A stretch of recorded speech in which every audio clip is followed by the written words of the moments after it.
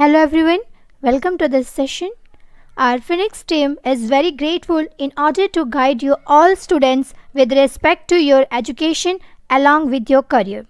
So, without wasting your precious time, let's move toward this session. ये आपके लिए बहुत हेल्पफुल होगा अगर आप इस फील्ड में करियर बनाना चाहते हैं तो really if you want you can make your excel career in this pharmacy field. My name is Gayatri Gautam Verma, done Bachelor's of Pharmacy from Ideal College of Pharmacy and Research Institute, Mumbai University, Maharashtra. Pharmacy. Pharmacy is the right choice for a promising future. I'm not saying to everyone, pharmacy में ही career बनाओ. It's your choice. आप कितने comfortable हो इस field से, ये आपसे ज़्यादा बेटर कोई नहीं समझ पाएगा. बट पहले इसे आपको समझना पड़ेगा कि फार्मेसी क्या है एंड फार्मासिस्ट कौन है. So a pharmacist is one who is educated and licensed to prepare and dispense drug and to provide drug related information to the public and expert on drugs. अगर मैं कहती हूँ मैं pharmacist हूँ तो मैं कौन हूँ? I am a specialist in medication, I am a custodian of medical information, I am a companion of the physician, I am a counselor to patient, I am a guardian of public health. This is my calling and this is my pride. In short, I am a lifesaver. अगर आपको लगता है कि pharmacy सिर्फ एक occupation है तो ऐसा बिल्कुल नहीं है. फार्मेसी एक ऑक्यूपेशन होने के साथ साथ एक वेल रिकॉग्नाइज्ड प्रोफेशन है through out the world. Pharmacy is the art and science of preparing, compounding and dispensing medication. Medication means the medicines. It also includes more services related to healthcare and the provision of drug-related information to the public. So have a great role in diagnosis, prevention and treatment of diseases.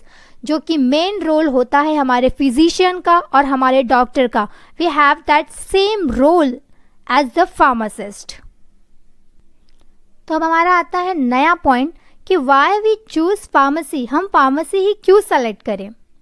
हम इसके points देखते हैं. हमारा पहला point है because everybody wants dynamic and people oriented career in health care. That's why everybody wants diverse employment opportunity because कोई भी अपने जॉब से रिस्क नहीं लेना चाहता. Next, flexible work environment means आप day shift, night shift, holidays, extra workload manage कर सकते हैं. Next, comfortable income and then a part of respected profession. आप एक रिस्पेक्टेड प्रोफेशन के पार्ट हो जाएंगे.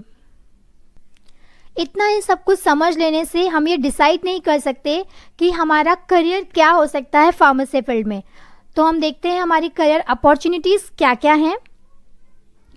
फर्स्ट है हमारा फार्मास्यूटिकल इंडस्ट्रीज एंड कॉस्मेटिक्स, मतलब कि जो मेडिसिन के इंडस्ट्रीज हैं और उसके साथ साथ कॉस्मेटिक इंडस्ट्रीज भी हमारे लिए एक बेटर ऑप्शन हो सकता है. Next, hospitals and clinic. Hospital में as a hospital pharmacist and clinics.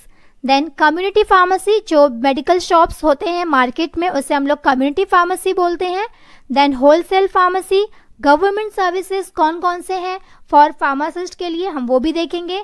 And research and development. Actually research and development वो फार्मास्यूटिकल इंडस्ट्रीज में भी आता है but as a separate part मैंने यहाँ पे कंसीडर किया है. And then academics.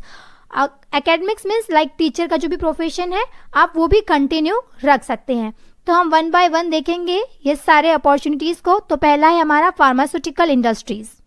Pharmaceutical industries में बहुत सारे डिपार्टमेंट्स होते हैं और बहुत सारे डिपार्टमेंट्स में अलग अलग रोल्स लोगों के होते हैं. तो पहला है हमारा प्रोडक्शन. प्रोडक्शन मीन्स अगर आप कुछ भी प्रोड्यूस करते हैं लाइक मेडिसिन्स में टैबलेट है, कैप्सूल है, syrup, solution, suspension, many other things जो भी है आप उसको प्रोड्यूस करते हैं तो उसको प्रोड्यूस करने के लिए एक स्पेसिफिक स्किलफुल पर्सन की ज़रूरत लगती है जो कि फार्मासिस्ट होता है. तो वो हमारे प्रोडक्शन डिपार्टमेंट को हैंडल करता है. नेक्स्ट है हमारा quality control and the quality assurance. Medicine में सबसे इम्पॉर्टेंट पार्ट होती है मेडिसिन की क्वालिटी और इसीलिए ये दो डिपार्टमेंट क्वालिटी कंट्रोल और क्वालिटी एश्योरेंस जस्ट फॉर उसकी क्वालिटी के लिए बनाया गया है.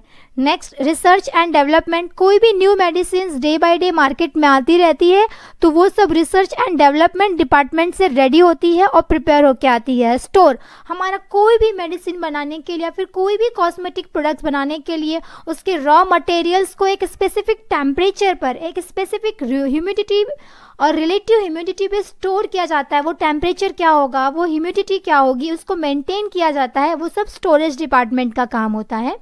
Next, marketing. आप जो भी प्रोडक्ट बना रहे हो उसे कैसे मार्केट कर रहे हो, लोकली और ग्लोबली।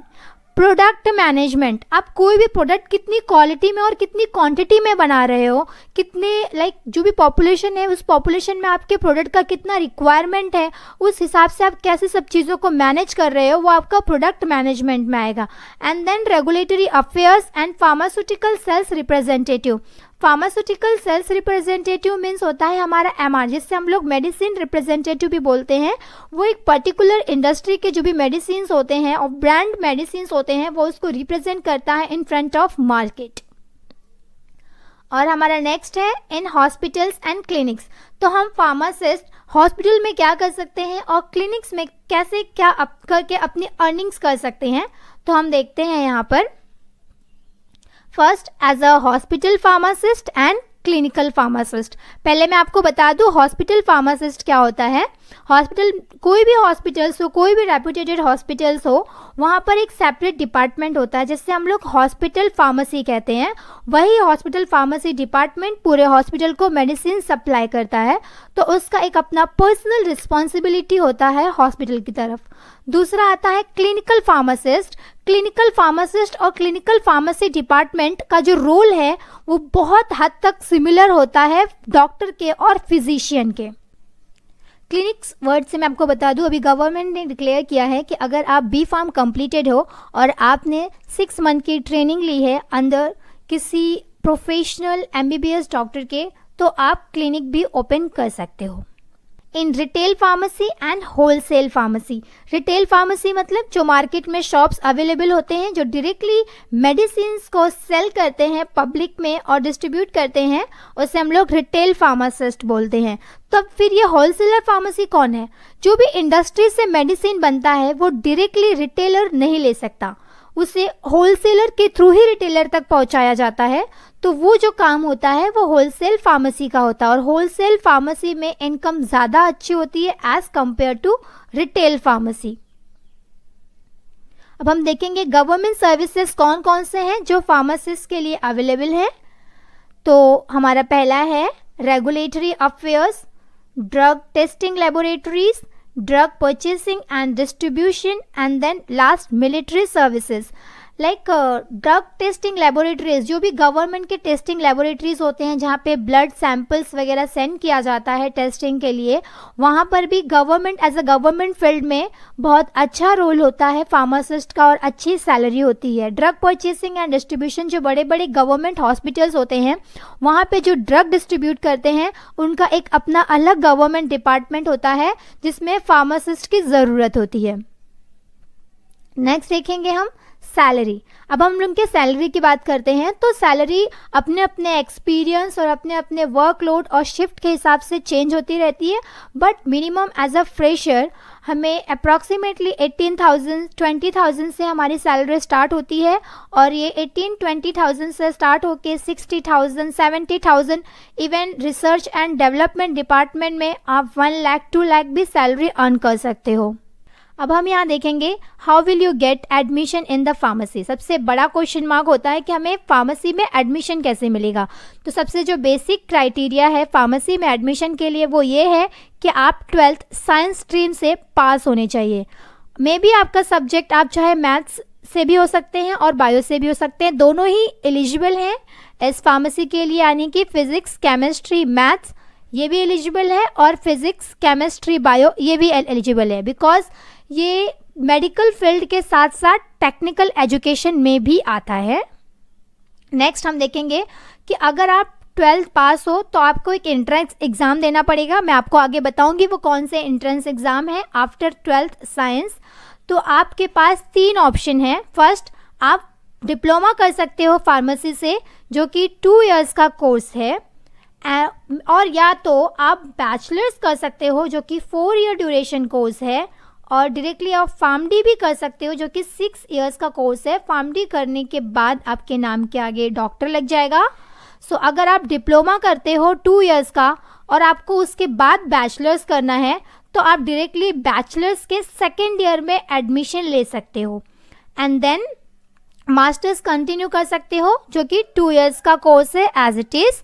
और अगर आपने डायरेक्टली बैचलर्स किया है तो आप मास्टर्स के लिए जा सकते हो। पर कोई भी मास्टर्स का कोर्स करने के लिए आपको वापस से सेपरेट एंट्रेंस एग्ज़ाम देना पड़ेगा, जिससे हम लोग जीपैट बोलते हैं। वो नेशनल लेवल का एंट्रेंस एग्ज़ाम है जो पूरे इंडिया में कॉमन है। अब हम देखेंगे कि एंट्रेंस एग्ज़ाम कौन से हैं 12th के बाद जो हमें देने हैं फार्मेसी में एडमिशन लेने के लिए। तो MHT CET Pharmacy conducted by the Maharashtra State, it is a computer based test with multiple choice questions। MHT CET Pharmacy test है, ये हर अपने अपने स्टेट का अपना अलग अलग फार्मेसी टेस्ट होता है, अपना अलग अलग फार्मेसी काउंसिल होता है। तो अगर आपको महाराष्ट्र में, अगर हम महाराष्ट्र की बात करें तो अगर आपको महाराष्ट्र में एडमिशन चाहिए फार्मेसी के लिए तो आपको MHT CET pharmacy entrance exam देना पड़ेगा। ये बहुत ही इजी एग्ज़ाम है। इसका जो भी सिलेबस है, जो आपने 11th 12th में जो भी फिजिक्स, केमिस्ट्री, मैथ्स, बायो में पढ़ा है उससे सिमिलर ही क्वेश्चंस आते हैं। उसके थोड़े एप्लीकेशन बेस्ड क्वेश्चंस होते हैं। नंबर ऑफ क्वेश्चंस, अगर आपने मैथ्स लिया है तो आपको 150 क्वेश्चंस रहेंगे, और अगर आपने बायो लिया है तो आपको 200 क्वेश्चंस रहेंगे। और सबसे बड़ा प्लस पॉइंट ये है कि इस एंट्रेंस एग्ज़ाम में कोई भी नेगेटिव मार्किंग नहीं होती है। जैसा कि हम लोग को पता है कि AIPMT नीट ये सब जो एंट्रेंस एग्ज़ाम है ये सब में नेगेटिव मार्किंग्स होती हैं, जिसकी वजह से मार्क्स ज़्यादा कट जाता है। बट इसमें ऐसा कुछ नहीं है, इसमें कोई भी नेगेटिव मार्किंग नहीं है। अभी हम कुछ टर्म्स देखेंगे। सबसे पहला आता है हमारा फार्मेसी कॉलेज। तो फार्मेसी कॉलेज बहुत है अपने इंडिया में। PCI approved pharmacy council of India. Maharashtra की अगर बात करें तो महाराष्ट्र में बहुत सारे कॉलेजेस हैं फार्मेसी के, जैसे कि अपने मुंबई में Bombay college of pharmacy, HK college of pharmacy, CHM college of pharmacy, Ideal college of pharmacy, Saraswati college of pharmacy, बहुत सारे कॉलेजेस अवेलेबल हैं। अगर हम सेकेंड बात करें फीस की तो जो गवर्नमेंट कॉलेज की फ़ीस है वो बहुत ही कम है एज़ कम्पेयर टू ऑटोनॉमस और प्राइवेट कॉलेजेस। अप्रॉक्सीमेटली 10,000 20,000 फीस है अराउंड गवर्नमेंट कॉलेज की, एंड प्राइवेट की 90,000 70,000 के आसपास है। और नेक्स्ट मेरा पॉइंट है माइनॉरिटी कोटा एडमिशन। महाराष्ट्र में स्कीम है, आई थिंक सो दूसरे स्टेट में भी होगी। माइनॉरिटी कोटा एडमिशन में क्या होगा, जो मुस्लिम कॉलेजेस हैं वहाँ पे मुस्लिम माइनॉरिटीज़ हैं तो वहाँ पे आपको एडमिशन, इवन आपको कम मार्क्स भी मिले हैं एंट्रेंस एग्ज़ाम में तो आपको इजीली एडमिशन मिल जाएगा। जो हिंदी माइनॉरिटीज़ हैं उनको इजीली हिंदी माइनॉरिटी कॉलेज में एडमिशन मिल जाएगा। लाइक हिंदी माइनॉरिटी कॉलेज अपना Ideal college and HK college, ये हिंदी माइनॉरिटी कॉलेज है। सिंधी माइनॉरिटी कॉलेज है, वो विवेकानंद कॉलेज है। ऐसे बहुत सारे माइनॉरिटी कॉलेजेस भी हैं जो माइनॉरिटी कोटा के बेस्ड फार्मेसी में एडमिशन देती है। नेक्स्ट है स्कॉलरशिप। वेरियस स्कॉलरशिप्स अवेलेबल है जिसकी वजह से आपको आपका 25% 20% जो भी आपका फीस है वो आपको रिफंड हो जाता है। लाइक EBC स्कॉलरशिप है, माइनॉरिटी बेस्ड स्कॉलरशिप है, उस स्कॉलरशिप के बेस्ड पे। देन प्लेसमेंट एंड सैलरी, जो मोस्ट ऑफ अच्छे कॉलेजेस हैं मुंबई यूनिवर्सिटी के, यहाँ पे डायरेक्टली ऑन कैंपस सिलेक्शन होता है, प्लेसमेंट होता है बेस्ड ऑन इंटरव्यू और your resume CV, and then उसी के हिसाब से आपकी सैलरी भी डिसाइड की जाती है। एंड देन हायर एजुकेशन, अगर आप D फार्मा के बाद B फार्मा कंटिन्यू करना चाहते हैं तो आप 2nd ईयर से कंटिन्यू कर सकते हैं। अदरवाइज B फार्मा के बाद आप मास्टर्स के लिए भी अप्लाई कर सकते हैं। बट मास्टर करने से पहले आपको इसका एंट्रेंस एग्ज़ाम देना पड़ेगा। GPAT उसे बोलते हैं, नेशनल लेवल का एंट्रेंस एग्ज़ाम है। Thank you.